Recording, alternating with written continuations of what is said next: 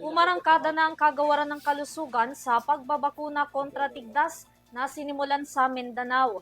Target ng DOH na mabakunahan ng nasa 11 milyong bata para mailayo sa banta ng tigdas na magtatagal hanggang sa ikalawang linggo ng Pebrero.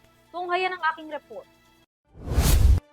Sinimulan na ng Department of Health o DOH ang Phase 1 ng nationwide ligtas-tigdas vaccination sa buong Mindanao na susundan kaagad sa Bangsamoro Autonomous Region in Muslim Mindanao o BARM na magtatagal ng hanggang February 13 para sa mga batang edad 6 na buwan hanggang 5 taong gulang. Bahagi ito ng Measles Rubella Supplemental Immunization Activity ng kagawaran na layong bakunahan ng higit sa 11 milyong mga bata sa buong bansa na hindi pa bakunado at hindi pa kumpleto ang bakuna kontra tigdas.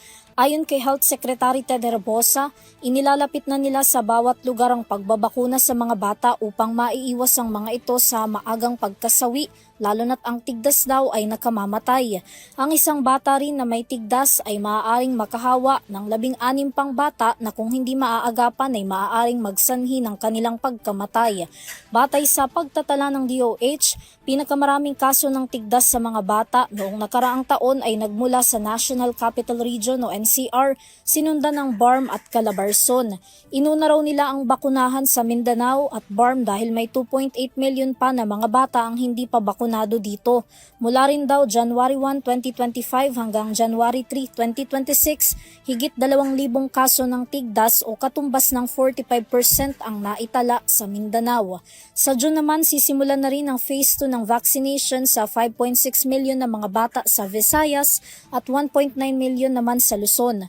Target naman na makamit ng DOH ang 95% immunized rate sa mga bata. Inaalis naman ng kagawaran ng kalusugan sa mga magulang ang kanilang agam-agam na may komplikasyon ng pagbabakuna gaya ng mga nagkalat na fake news online. Sabi ni Health Secretary Herbosa, ligtas at mabisa ang mga bakunang kanilang itinuturok at walang dapat ipangamba ang mga magulang. Vaccines are safe, vaccines are effective, vaccination saves lives. They are grounded in science and proven by time. They protect not only your child, they also protect the other children, but also they protect your family, your community, and future generations. Huwag po tayong maniwala sa social media doon sa mga na kumakalat na fake news na maraming komplikasyon ang bakuna. Hindi po totoo yun. Para sa EuroTV News, Vanessa Cleofas, sumasaludo sa bawat Pilipino.